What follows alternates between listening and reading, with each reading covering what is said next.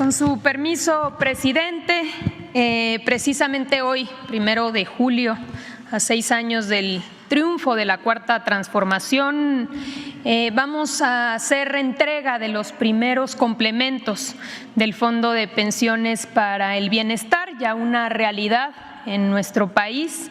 Esta reforma importantísima que pretende eliminar estos efectos negativos que tuvieron las reformas neoliberales que nos llevaron a pensiones muy bajas en nuestro país. Agradecer muchísimo para que esto pudiera ser posible. Hubo mucha coordinación de varias instituciones, entre ellas, por supuesto, la Secretaría de Hacienda, su titular, Rogelio Ramírez de la O, el secretario del Trabajo, Marat Bolaños, y también otras instituciones como el Banco de México. Nos acompaña hoy aquí el subgobernador Omar Mejía, también el titular de Pensiones, Héctor Santana, está con nosotros el titular de CONSAR, Julio César Cervantes, el titular del Infonavit, Carlos Martínez, la titular del ISSSTE, Berta María Alcalde, y también el titular del Instituto Mexicano del Seguro Social, Zoé Robledo. Iniciamos así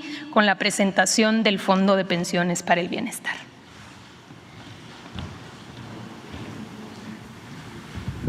Muchísimas gracias. Bueno, como hemos comentado con anterioridad, es importante conocer cuál era el sistema pensionario que teníamos y cómo hemos venido reformando este modelo. Antes de 1997 y antes de 2007, en nuestro país existía un sistema pensionario solidario, donde las cuentas eran administradas por el IMSS y por el ISSSTE, cumpliendo 60 años y 10 años de cotización podías acceder a una pensión. Este sistema solidario garantizaba, y aquí lo vamos a ver en un ejemplo que hemos utilizado, que un trabajador, una trabajadora que tiene un salario, que tenía un salario de 10,000 pesos, pudiese a través de este sistema solidario jubilarse con 10,000 pesos, es decir, un 100% de rendimiento a la hora en la última etapa de su vida.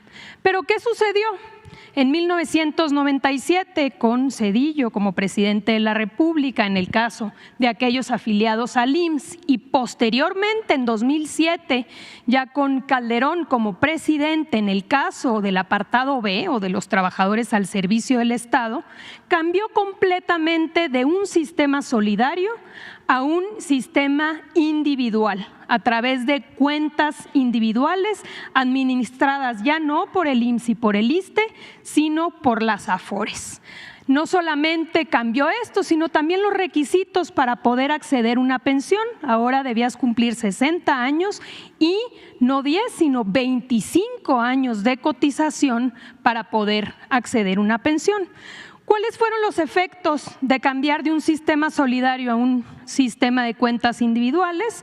Que un trabajador, una trabajadora que ganaba 10,000 pesos, en el mismo ejemplo, en lugar de recibir 10,000 de pensión, estaba recibiendo poco menos del 30%, es decir, 2,700 pesos. Con esta realidad, en 2020, el presidente Andrés Manuel López Obrador presentó una iniciativa al Congreso, una reforma importantísima que tuvo 3 cambios fundamentales. El primero es que se aumentó la aportación por parte de los empleadores, de los patrones, pasó de 5% a 13% de manera progresiva. Número 2, se puso un alto al cobro abusivo, altísimo, de comisiones que estaban cobrando las AFORES, mucho más que en otras regiones del mundo, y al poner este alto, este fue el efecto de un cobro de 1.01 a 0.56%, prácticamente se limitó a la mitad. Tan solo este cambio ha significado un ahorro para los trabajadores de 40,000 millones de pesos y se proyecta para 2030 un ahorro de 100,000 millones de pesos.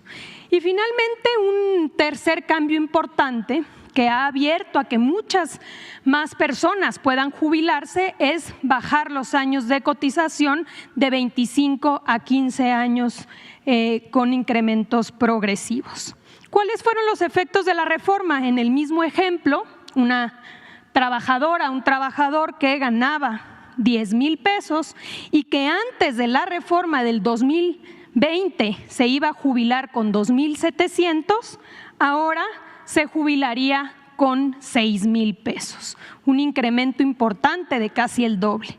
Pero como podemos ver, todavía era insuficiente. Por eso la decisión adelante de presentar una segunda reforma al sistema pensionario. Esta reforma fue publicada hace apenas unos meses, el 1 de mayo de este año, el Día del Trabajo. Aquí fue informado que se publicó en el Diario Oficial de la Federación. Y en esta reforma lo fundamental es que se crea el Fondo de Pensiones para el Bienestar. ¿Qué cambia? Pasamos de un sistema individual, de cuentas individuales, a uno mixto, donde están las cuentas individuales, pero hay un elemento solidario, un complemento solidario para garantizar que los trabajadores puedan jubilarse con el 100% de su último salario. Aquí podemos ver el ejemplo, la trabajadora, el trabajador que ganaba 10,000, que se iba a jubilar antes del 2020 con 2,700 y que gracias a los cambios de la reforma de 2020 ya se jubilaría con 6,000. Hoy, gracias al Fondo de Pensiones para el Bienestar, se integra a su pensión este complemento que sumado con su pensión da el 100% de su último salario. ¿A quién va dirigida esta reforma? Pues a todos aquellos que han cotizado, que están dentro del esquema de cuentas individuales. Es decir, en el caso del IMSS, quienes empezaron a trabajar después de junio de 1997, y en el caso del ISSSTE, a todos aquellos que se encuentran en el régimen de cuentas individuales. Como hemos dicho, consiste en garantizar que los trabajadores que ganan hasta el salario promedio se jubilen con el 100% de su salario. Aquí es importante, como lo podemos ver, señalar que es una reforma que aplica tanto a aquellos trabajadores que están afiliados al IMSS como a los trabajadores al servicio del Estado, hoy afiliados al ISSSTE. Vamos a pasarle la palabra a Héctor, por favor, de la Secretaría de Hacienda.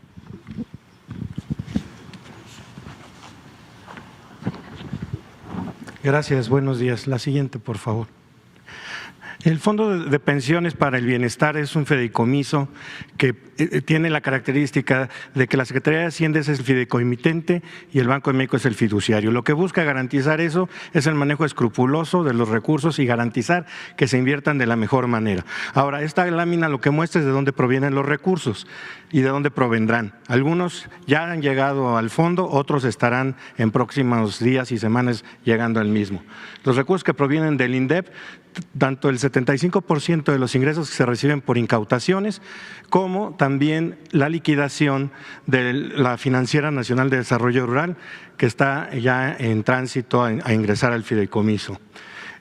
Los recursos que provengan de las empresas que maneja la Secretaría de la Defensa Nacional, un porcentaje de ellas, igual de la Secretaría de Marina, los adeudos que tienen entes públicos con el IMSS, con el ISSSTE y con el SAT, así como los recursos de las cuentas no reclamadas e inactivas que tenían administradas las AFORES y que corresponden a trabajadores afiliados al IMSS y al ISSSTE. La que sigue, por favor. Este es el monto con el que el fideicomiso tendrá a fines de esta semana. Al día de hoy ya tiene 32,000 millones de pesos, pero estos días, el día de hoy y el miércoles, terminará de recibir los recursos para alcanzar un monto inicial de 44,894 millones de pesos, lo cual garantiza el cumplimiento de los dos objetivos del fideicomiso por muchos años, que es el pago de devoluciones a aquellos trabajadores que quieran recuperar su dinero y que estaba como cuenta inactiva, pero de manera muy importante, el pago de complementos que garantiza que todos los trabajadores puedan recibir si tienen una pensión inferior de 16,777 pesos, el 100% del ingreso que tenían como trabajadores activos.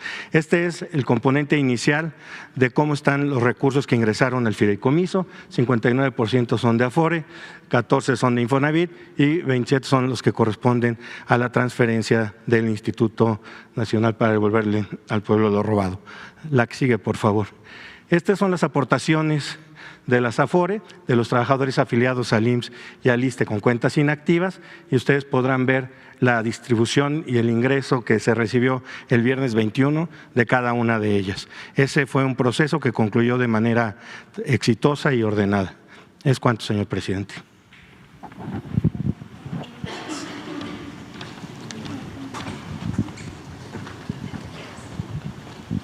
Con su permiso, presidente.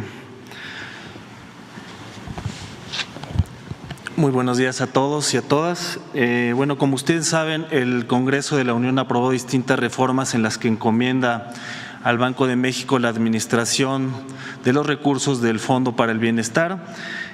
Cabe señalar que el Banco de México también por disposición legal tiene esta facultad dentro de su ley y por lo que funge también como fiduciario de otros fideicomisos como el Fondo Mexicano del Petróleo. Entonces, lo que les quiero decir con esto es que el Banco de México cuenta con una experiencia sólida en el manejo de estos recursos.